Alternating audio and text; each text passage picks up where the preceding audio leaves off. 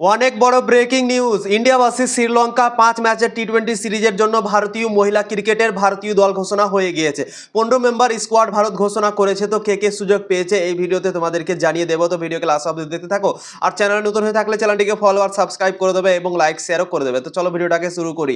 ভারত আর শ্রীলঙ্কার মধ্যে 5 ম্যাচের টি-20 সিরিজ আছে। শ্রীলঙ্কা দল ভারতে আসবে এবং 5টা টি-20 ম্যাচ ভারতীয় দলের সাথে খেলবে। 21 ডিসেম্বর শুরু হবে প্রথম ম্যাচ এবং 30 ডিসেম্বর হবে লাস্ট ম্যাচ। মানে 21 থেকে 30 ডিসেম্বরের মধ্যে 5টা ম্যাচ হয়ে যাবে ভারত আর শ্রীলঙ্কার মধ্যে।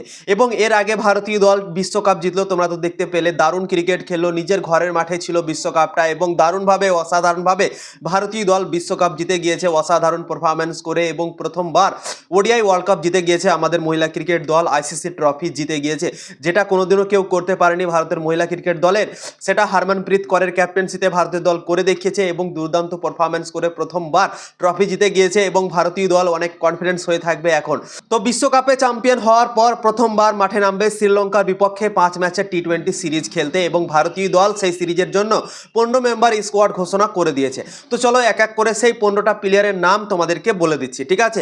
1 নম্বরে হচ্ছে হরমনপ্রীত কৌর ক্যাপ্টেন, 2 নম্বরে হচ্ছে স্মৃতি মান্ধানা ভয়েস ক্যাপ্টেন, 3 নম্বরে হচ্ছে দীপ্তি শর্মা, 4 নম্বরে হচ্ছে স্নেহা রানা, 5 নম্বরে হচ্ছে জেমিমা রডরিক্স, 6 নম্বরে হচ্ছে শেফালি বর্মা, 7 নম্বরে হচ্ছে হারলিন দেওয়াল, 8 নম্বরে অমনজোত কৌর, 9 নম্বরে অরুন্ধতী রেড্ডি, 10 নম্বরে ক্রান্তি গড়, 11 নম্বরে রেণুকা সিং ঠাকুর, 12 নম্বরে রিচা ঘোষ উইকেট কিপার, 13 নম্বরে G Kamalini wicket keeper, second wicket keeper ভারতের দলে রিচা ঘোষের পর, ঠিক আছে। 14 নম্বরে শ্রীচরণী, 15 নম্বরে হচ্ছে বৈষ্ণবী শর্মা।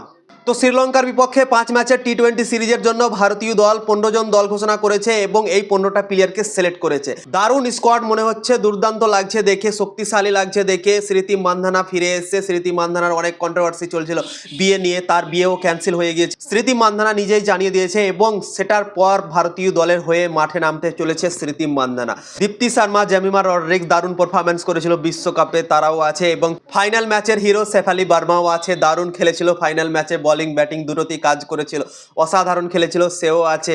হারলিন দেওয়ালও আছে, অমনজোত কৌরও আছে। অমনজোত কৌর তোমরা মনে পড়বে ক্যাচ নিয়েছিল সাউথ আফ্রিকার ক্যাপ্টেনের, দুর্দান্ত অসাধারণ, সেটাতেই ট্রফি ধরে নিয়েছিল ভারতের দল।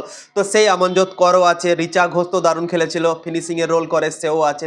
তো অসাধারণ দারুণ একটা দল সিলেক্ট করেছে ভারতের দল, 15 জনের স্কোয়াড সিলেক্ট করেছে। 21 ডিসেম্বর থেকে ভারতের দল মাঠে নামবে শ্রীলঙ্কার বিপক্ষে, ভারতের মাটিতেই খেলা হবে, ঠিক আছে।